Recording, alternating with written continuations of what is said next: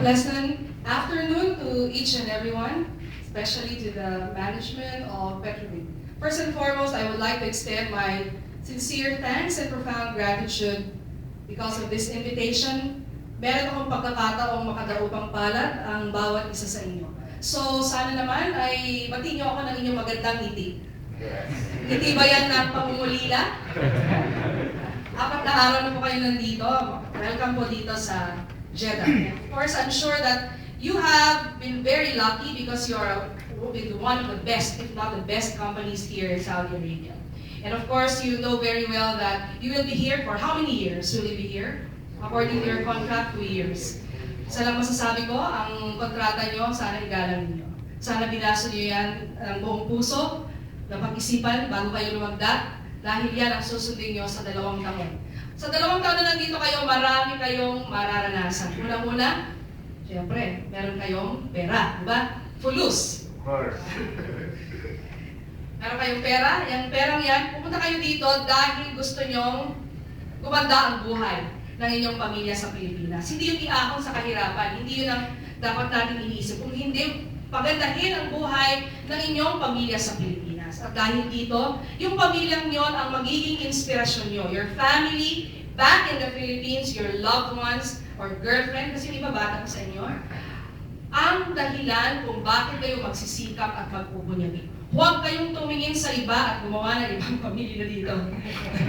Kaya naman yun ang gagawin nyo. Huwag yung gagawin yun. Focus on your job. Work well, because if you focus on your job, you will do your work well. You will not only be the pride of your company, but more importantly, you will be the pride of the Philippines. We here at the Philippine Consulate is the representative of your government. So if there is anything that you would need from us, our doors are open, our communication lines, in fact, are open 24/7, 24 hours a day, 7 days a week. Later on, if I may, I will be leaving behind the contact details of the consulate so that if you have, you need services from us, I don't want to say problems because wala namang record ang company na ito nagbigay ng problema whatsoever. Am I right? Yes. And Yes. clear? No record. So, no record. So, you have a very good company. Sana pangalagaan nyo ito. At if you need us for the notarization of the documents that you will send to the Philippines, gusto nyo magbukas ng bank account sa Pilipinas, pupunta kayo sa amin para meron kayong mga authorization letter whatsoever. We have many services that we offer, like your passport, you can renew that, you can extend your current passport, and many else. We have many services that you could avail of. And I'm sure that your company will also be there to support you if and when you need the services of your consulate. So we are not far behind, we are here. In fact, we have come here this afternoon not only to show support to you, bilang mga kababayan namin, but also to extend our gratitude to this company, this corporation, for taking care of our many Filipino kababayans. So sana huwag nyo silang biguin, huwag nyo kaming biguin, at lalong-lalo na po ang mga mahal natin sa buhay sa Pilipinas, huwag nyo rin po silang biguin. Kasi sabay sa paglipad ng inyong eroplano papunta dito sa Saudi Arabia, dito sa Jeddah, sabay din ang paglipad ng mga magagandang pangarap. Mga pangarap sa isa pang mas magandang buhay. So yun po sana ang tignan natin. Marami kayong magiging mararanasan, malungkot kayo, definitely. Gaya din namin, kami rin dito, every now and then, every 3 years, kung saan-saan kami pinapalipat-lipat. Malulungkot kayo, mararanasan nyo yan. Maraming paraan para maisan ang lungkot na yan. May mga kaibigan tayo, meron namang internet, meron namang kayong mga cellphone para mabawasan ang inyong pananabik sa inyong pamilya. So sana lahat magiging positive ang ating attitude. We have a positive attitude towards our experience here. Lahat ng pag-uumpisa, anything that you start with, there will be trials, challenges, and difficulties. But if you take these things as a stepping stone to success, then I'm sure you will never fail, you will never go wrong. Do you agree with me? Parang hindi kayo agree sa akin. Yes. So, 4 na araw pa lang kayo. Dapat, yung pagiging natatag ay isang desisyon. Pang araw-araw. Pag kayo ay gumising sa umaga, yung desisyon na maging matatag, magaling na trabahante ng Petrolit, dapat araw-araw niyong sabihin sa inyong mga sarili. Sa araw na to, ako ay magiging matatag, lalabanan ko ang lungkot, mahal ko ang aking asawa, ang nanay ko, ang aking pamilya, ang aking mga anak, ay magtratrabaho ko ng mahusay para sa kanila. Sana araw-araw pagising natin, isapunon natin ito. Pagkatapos ng ating dasal, sa kung sino man ang ating pinapanalanginan, diba?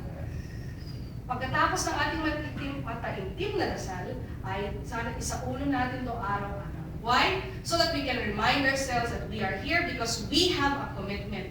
We have a commitment to our company, a commitment to your government, and most importantly, your commitment to your families. So sana pagbutihin nyo at pagbayuhin pa ninyo ang inyong mga magagandang nasimulan dahil 4 na araw pa lang kayo. And I hope that everything will all go on smoothly. Diba? Alatul kullu kwes. Kumusta naman ang Arabic nyo? Wala pa kayong ano? Syukran. So, First word, syukran. Syukran kathir. First word. There is an issue maybe you are familiar with that happened here. I wanted to explain it to you. Which one? The loans. You know, there is loan through the bank for employees. It's okay if they get that. But there is a lot of private sectors, and I think from your experience with people in the come and complain, you know, in the Philippines, they take loans, they make them pay almost double, and they will not be able to do that. And this causes problem because these private sectors like purchasing TV and reselling them, and you know, this causes a problem. That would cause a problem with us. This would cause them even to go back home earlier than the contract. So maybe you should warn them. If they are in need of a loan, officially through the bank, it's okay. No other section to take loans from. You know what I'm saying? Yes, of course. And you know that what happened with a lot of people here regarding this. Well, yeah, sinasabi niya, yung tungkol daw sa utang, well, we should, alam naman natin, it's a very basic thing that we should be able to live within our means. If we don't have to borrow, better not to borrow, okay? I don't think at this point they would be thinking about that, but in the near future, if you have to make a loan, then do it through the bank, do it through the proper channel so that you don't encounter any problems in the future. But I think, better not to loan ako, diba? Kasi may binabayaran pa yan tayo sa akin, loan na naman ako, diba? So let us not compound the different loans, okay? So, if there is any question, maybe you wish to ask from me? Ano? Or, Mga tanong kayo? Laking tanong? No questions? Very good. well, 4 days, you still have many. 4 days, still no questions because you're new. Yeah, you're new. Ilan po sa inyo ang lumabas sa bansa sa unang pagkakataon? First timer. First timer. First timers, ha? Wala sa first timer. So sana mapagpili nyo yung pagkatrabaho kasi napakalaga na, lalo na pag first time na lumabas kayo. Sana you make the experience as beautiful, as productive, and as fruitful as it is. So, wala tayong magiging problema. Ang problema naman minsan kasi self-inflicted. Some of the problems that we have in this world are self-inflicted. Kung pwedeng iwasan, huwag gagawin. At huwag magpakasakali. At the same time, if I may add, this is Saudi Arabia. First and foremost, let us respect the rules of the host country. Let us also respect the rules of the company, your contract, and at the same time, ano man ang pinaniniwalaan, igalang natin ang mga batas na yan so that we don't get into any kind of problem. So if you want to skirt your way through these laws, then I don't think you will be able to go the straight path. Because kadalasan ng nagiging problema, dahil din dito. So I hope na bago pa kayo, make a good record, make your best record. Kasi dyan nakikilala. Okay? Thank you very much.